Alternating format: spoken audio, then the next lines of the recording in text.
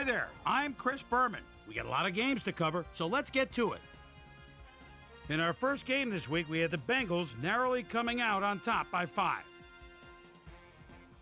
Dante Stallworth played well despite the loss and showed us why he's ranked up at the top of the league.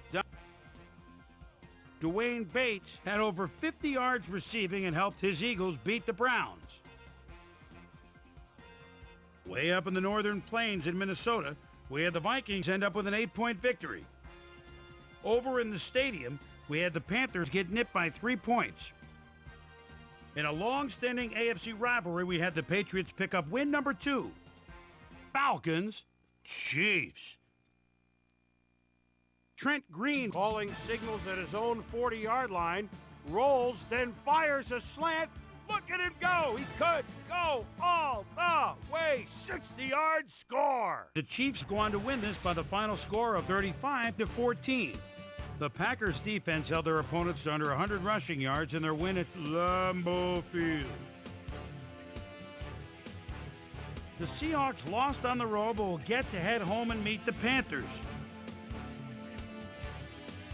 Michael Clayton stepped it up this week and gave his team some added firepower for the win. Mark Campbell had over 50 yards receiving and helped his Bills beat the Ravens. We had a big injury in this one, and Trey has the lowdown for us. Trey? All right, Boomer, thanks. In front of you, we've got the AFC Infirmary Report. And as you can see, they were hit hard this week. Dan Neal is probably the one that most leaps out at you. Tests at the stadium revealed a broken kneecap, so he'll be out for the rest of the regular season. There's a chance, however, they'll get him back for the playoffs. In front of you, we've got the NFC list. And as you can see, they could form their own MASH unit. Terrence Newman is probably the one that most leaps out at you. He'll be out for the rest of the regular season.